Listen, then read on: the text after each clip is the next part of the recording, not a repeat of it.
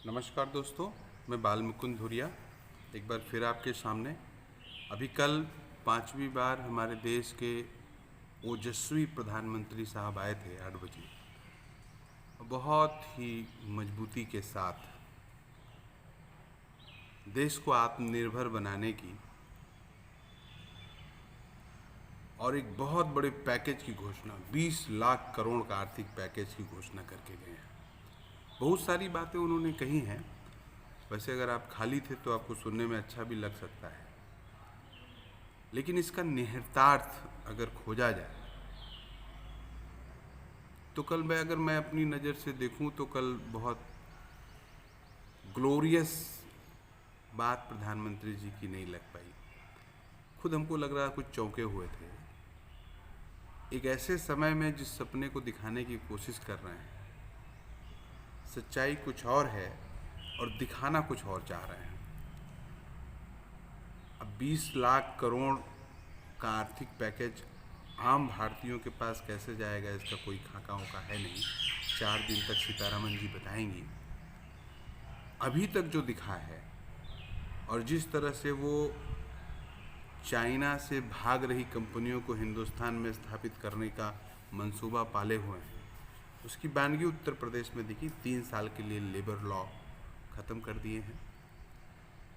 विदेशी कंपनियों को आकर्षित करने के लिए उनको बड़ा बड़ा पैकेज दे सकते हैं, उनको सस्ता श्रम दे सकते हैं, लेकिन हिंदुस्तान के आवाम के लिए, आम लोगों के लिए, किसानों मजदूरों के लिए सरकार के दिल और दिमाग में क्या बात है, ये अभी आपको दिख गया। लॉकडाउन के भीतर गैर नियोजित तरीके से किए गए लॉकडाउन का जो दुष्परिणाम है, मजदूर ऐतिहासिक त्रासना झेल रहा है, उसके प्रति हमारे देश के प्रधानमंत्री जी और ये सिस्टम गंभीर नहीं है। बानगी आपके सामने है। अब हिंदुस्तान के गांव-गांव में कोरोना फैलने की प्रक्रिया में है। प्रधानमंत्री जी कह रहे हैं कोरोना लंबा चलेगा, उसके साथ जीना होगा। ऐसे लोग रिसर्च करके लोग बता रहे हैं, जो जानकार लोग हैं वो बता रहे हैं।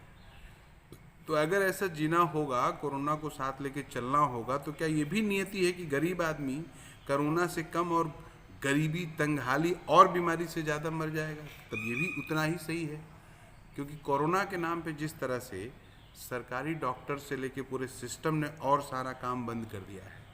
हार्ट फेल से लेके टीबी से लेके कैंसर तक का इलाज मिनिमाइज़ कर दिया है। हमारे अंबेडकर नगर में सद्दरपुर मेडिकल कॉलेज है, वहाँ पर कोरोना वार्ड बनाने के चक्कर में बाकी जो भर्ती मरीज थे उनको भगा दिया गया। ये मैं अपने ज़िले का हाल बता रहा हूँ और ये जर्नल बात है, पूरे हिंदुस्तान का यही हाल है। प्राइवेट डॉक्टर्स क्लिनिक नहीं खोल रहे हैं, सरकारी हॉस्पिटलों के अलावा और कहीं डॉक्टर मरीजों को देख नहीं रहे हैं, इक्का दुक्का अपवाद छोड़ के। हालत ये है कि अब कोरोना से ज़्यादा उसके साइड इफ़ेक्ट से लोग मरेंगे और हिंदुस्तान की सरकार को इसकी चिंता नहीं है। ट्रेन भी चलाई, मजदूर मर रहा था बेचारा, खाने को रोटी रोटी को मोहताज था। हमारे अंबेडकर नगर में भी मजदूर उतरे हैं, बिना किराया दिए ट्रेन से नहीं लाया गया है।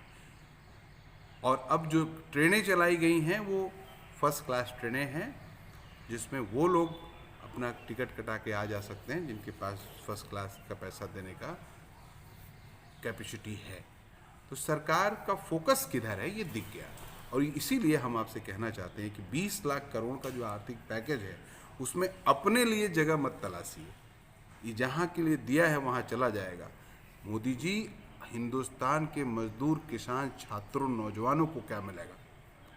अगर ये कुछ नहीं मिला, वो इसी तरह फटेहाल, इसी तरह संघर्षों से जीतते हुए फर्स्टेड होने की दिशा में पहुंचेगा तो आपको गंभीर परिणाम भुगतने पड़ेंगे। अगर छात्र इसी तरह से अनिश्चितता में जिएगा, उसको कोई भविष्य नहीं दिखेगा। नौजवान अनिश्चितता में दिखेगा, उसको कोई भविष्य नहीं दिखेगा। अगर इस तरह का जीना पड़ा तो आपका कंवरिया, आपके प्रवचन, आपके ये जो धार्मिक राजनीतिक जहर है, ये सब काम नहीं करेगा और इस बार सीधा मोर्चा होगा। छात्र, नौजवान